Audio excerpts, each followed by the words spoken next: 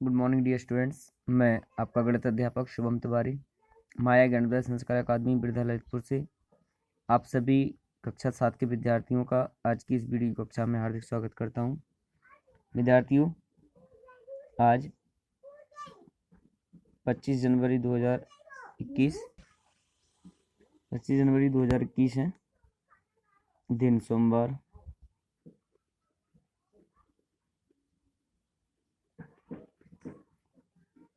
गणित विषय की कक्षा में अभ्यास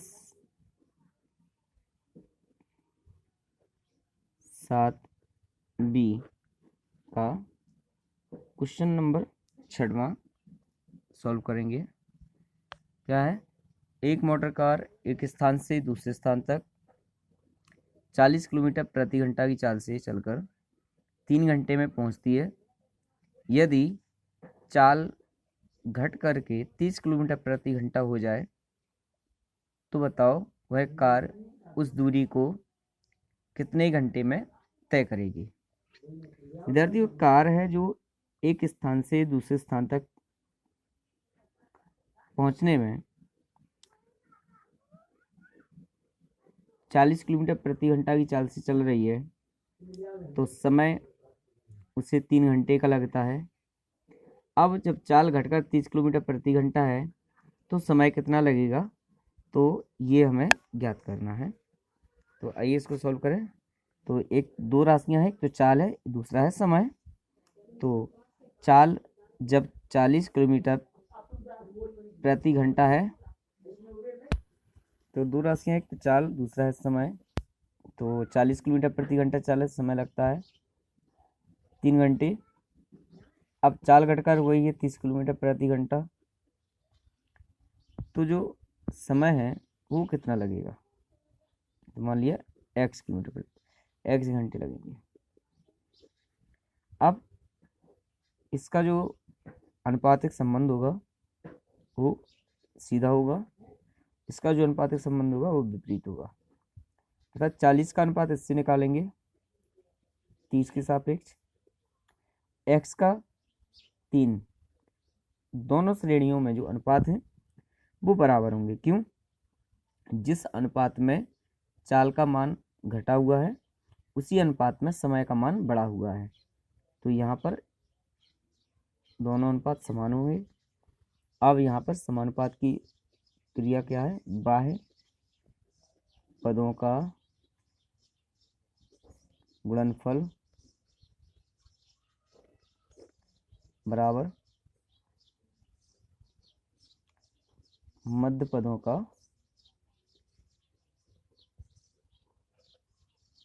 गुणनफल।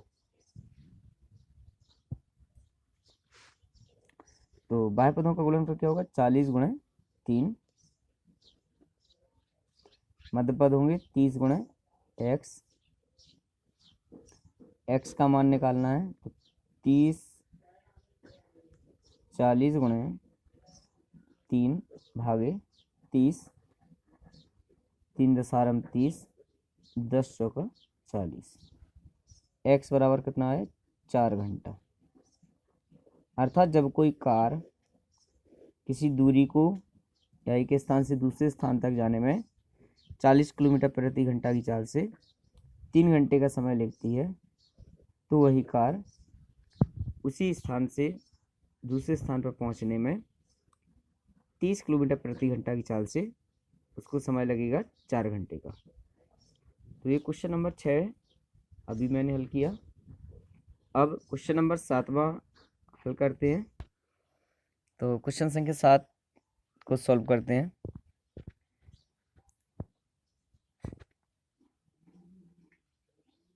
एक किले में 700 ग्राम प्रतिदिन प्रति सिपाही के हिसाब से 42 दिन का राशन, तो 42 दिन का भोजन है।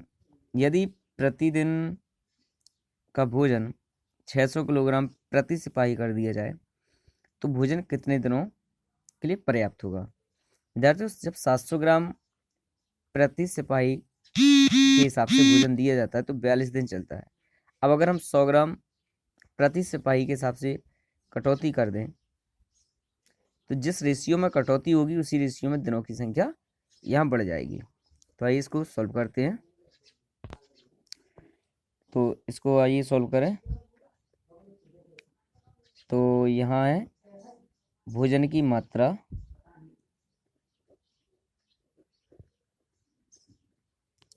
और यहाँ एक और दिनों की संख्या। तो जब भोजन की मात्रा 700 ग्राम प्रति सिपाही, तो समय है 42 दिन। अब भोजन की मात्रा 600 ग्राम कर दी गई है, तो समय हमने क्या, x दिन। तो इनमें जो संबंध होगा वो सीधा और इनमें जो विपरीत होगा वो विपरीत अनुपातिक होगा। अर्थात 700 का 600 के साथ अनुपात निकालेंगे और x का 42 के साथ निकालेंगे, दोनों समानुपात में होंगे। तो बाह्य पदों का गुणनफल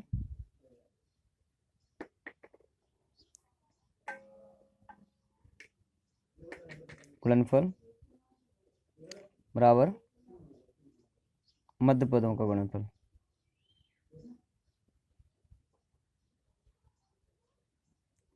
तो बाह्य पद कौन कौन से हमारे, 700 गुणे 42